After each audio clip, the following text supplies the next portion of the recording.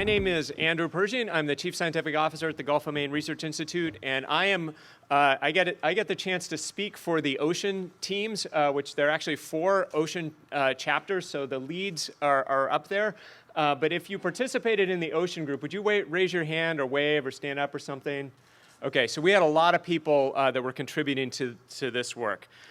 So I'm going to start with a slide that I showed at the first Maine Climate Council meeting, and that's just really trying to break down the process. So we are here because there's too much carbon dioxide in the atmosphere. That's leading to warming and the other climate impacts that Sean just discussed. Those play out in the ocean in 3 key ways. So obviously we're dealing with warmer water. Okay, so we have ocean warming. We also have sea level rise because as you warm up the water, it expands and it tries to push up onto the land.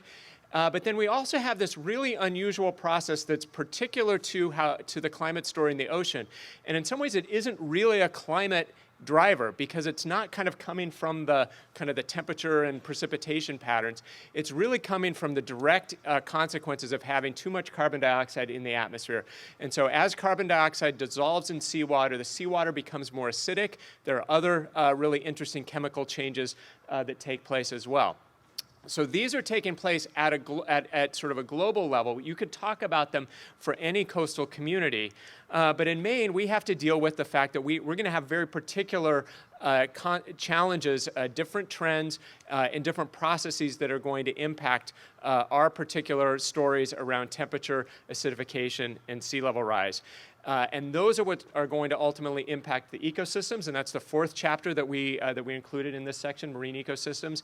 And that's what's going to structure the adaptations that we're going to be discussing over the next few months. So I'm going to start with sea level rise. Sea level rise is a phenomenon that we have actually observed. So we have seen about 0.6 feet of sea level rise over the last 100 years or so. And that doesn't sound like a lot, but it's actually led to measurable and noticeable impact. So if you look around the state of Maine, these are some photographs that the Sea Level Rise group pulled together.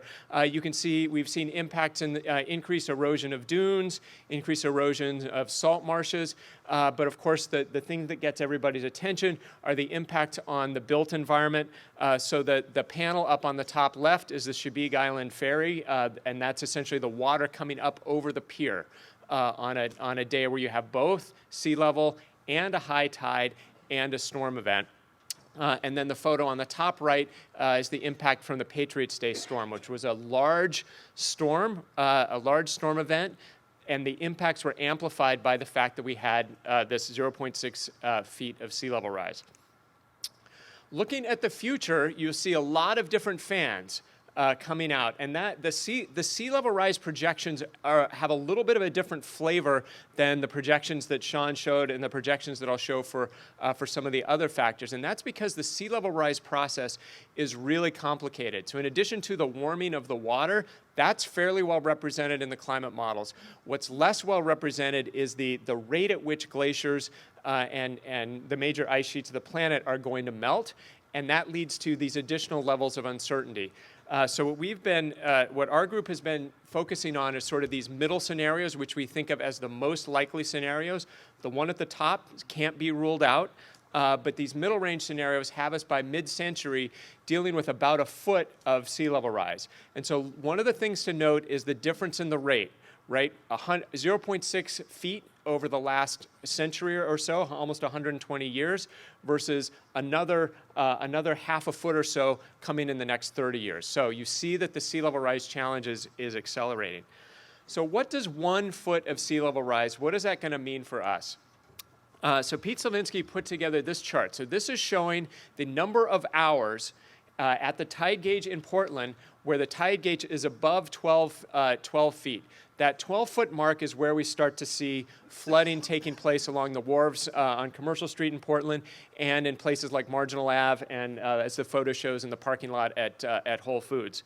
And so you see, first of all, the increase in the number of hours where we're experiencing that sort of flooding. So that's due to both the general rise as well as some of the storm events we've had recently.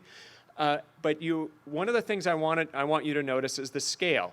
So the red line at the top is right at about, I believe it's almost 12 hours. That's sort of the mean over the last 10 years or so. So about 12 hours of extra inundation that we expect to get in a given year. If we add 1 foot of sea level rise, now we would expect to see somewhere on the order of 120 hours of flooding. Right, so we really are going from a situation where this is sort of a nuisance. It's something that happens from time to time. We sort of laugh at it because you can't get into Whole Foods. But this becomes suddenly an event that we're dealing with on many of the high tide cycles. And then we add the additional storm complexity that Sean was talking about, and that compounds the risk. And then the last point that we want to make about sea level rise is that sea level rise, unlike some of the other factors that we'll be talking about, isn't going to stop. So even if we go into a low emissions mode, which is the goal of the Climate Council, and hopefully, as we heard in the presentation on the COP process, hopefully the world will get its act together and limit emissions. But even if we do that, sea level rise will continue to rise into the next century, and that's due to the slower processes taking place in the glaciers. So this is something that we're going to have to deal with over the short term, over the long term, and over the really long term. So moving on to temperature, much like the air temperatures that Sean showed, we have both the kind of the trend and the variability. So the trend I'm showing, the heavy black line is the 30-year average. That we think of that as sort of the climate. And what you'll notice is that our climate, our marine climate, has now gotten to the point where we're now as warm or warmer than the warm climate event that we had around the middle of the 20th century. Lots of variability around that. And one of the things I want to point out, it's probably a little hard to see, is the marine heat waves that we had in 2012, over here in 2016. Those years, we are actually now experiencing the conditions that we've had over the last few years in the ocean along the coast of Maine are comparable to the mean climate conditions that we expect to have at the middle of the century. So we've started to see what that will look like. But as we move forward, one of the things I wanted to do, rather than giving precise numbers, I want to talk about how Maine will feel. Okay, and what I'm using as a benchmark is at what point will the oceans of Maine start to feel like the oceans that we associate right now with conditions off of Rhode Island? And think about how different the lobster fishery is in Rhode Island now to the lobster fishery we have in Maine. So by the middle of the century, depending on the scenario and exactly the course that we take, we're going to have mean conditions in southern Maine that are going to start to feel a lot like Rhode Island. And we've already experienced that from time to time during these marine heat wave events. But during that mean climate, that will mean that we will have events that will push up sort of into this range and will push us beyond that feels like Rhode Island zone. As we look forward towards the end of the century, then we really see the impact of our choices around carbon emissions. So if things level off in the low emission scenario, then we hold on to that climate where it sort of feels a little bit like Rhode Island in the south, but still feels kind of like Maine in the east and the cooler waters down east. As things warm up, if we're under the business as usual scenario, we lose the Maine feel down east, and even down east starts to feel like Rhode Island, and that's a very different marine ecosystem. We've already started to see impacts of the warming on the marine ecosystems here, and just kind of a big picture, what we're seeing is the ecosystem of the Gulf of Maine that looks like a subarctic ecosystem. We have many of the same species that you would find in Iceland and Norway in these sort of classically subarctic places. We are seeing the loss of that subarctic characteristic. So we're losing kelp in southern Maine. And we are starting to see declines in things like my favorite animal, Calanus finmarchicus, this little rice grain-sized crustacean that's right at the middle of the food web in the Gulf of Maine. In the Gulf of Maine, if you're an animal and you're not Calanus, you probably eat Calanus at some point in your life. Some of the things that eat Calanus at some point in their life are herring and cod, also classic North Atlantic species, and we're seeing declines in those populations as well. The one for cod has been most clearly linked to temperature.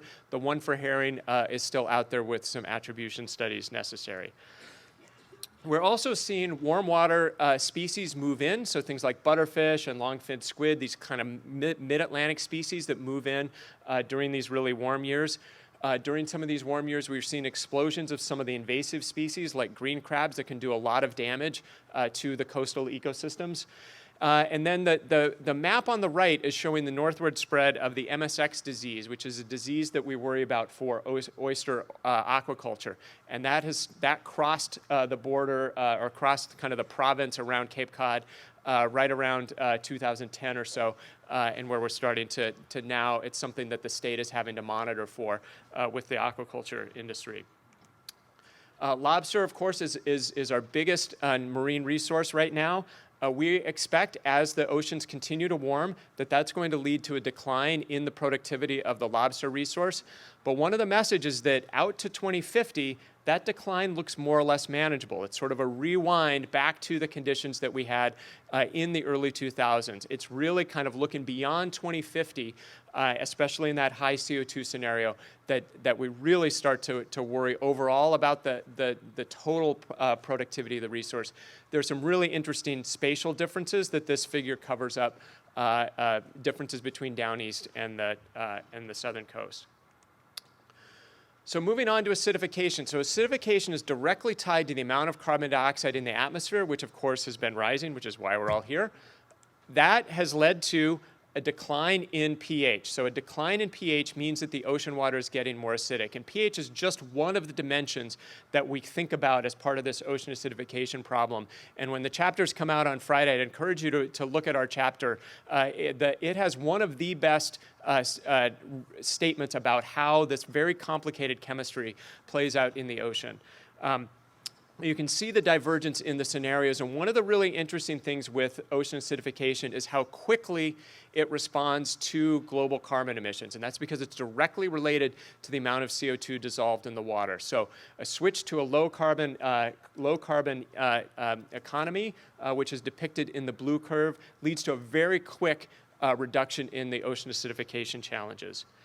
The other thing I want to point out is, so the figure over here, ocean acidification, we don't have the really good local models like we do for some of the other factors that we're talking about. For ocean acidification, we're kind of dealing with a little bit of the global trends, but we do know that there are some really important local factors. So interactions with some of the precipitation patterns that Sean talked about, which reduces the buffering along the coast and makes the acidification problem stronger along the coast, as well as interactions with coastal pollution, especially nitrogen loading, and leading to blooms of algae and ultimately hypoxia that also contribute to coastal acidification.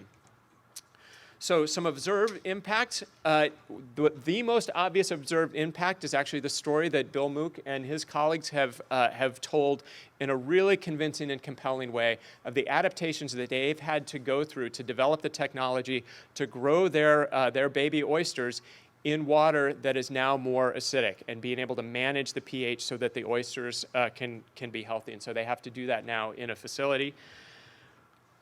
We don't have population level impacts the way we do for temperature for ocean acidification, and this is true throughout the ocean. But we have a lot of lab studies that are showing sensitivity among many species that we care about, and so we're really worried about these species going forward, but it's hard at this point to say precisely when those challenges will emerge. But there are a few things that we can do about it on a very local level. And so Susie Arnold and Nicole Price and their colleagues have done some really neat work showing that if you grow kelp next to mussels, that the kelp actually can buffer the mussels from some of the ocean acidification impacts. And so there's something that we can do on a very local level. It's much harder to do it on the larger level. So just to bring us back to this figure, I just want to point out that we've dealt with these factors independently, but they interact. The sea level rise, the extra temperature that we've had over the last few years is actually related to the extra sea level rise due to the changes in oceanography. The ocean acidification is probably less of a problem in terms of the observed impacts now, because the warming has actually masked some of the chemistry. And so there's some really interesting interactions that we need to keep an eye on, and that's ultimately what we're going to have to adapt to. Thank you. Beautiful. Okay. Thanks.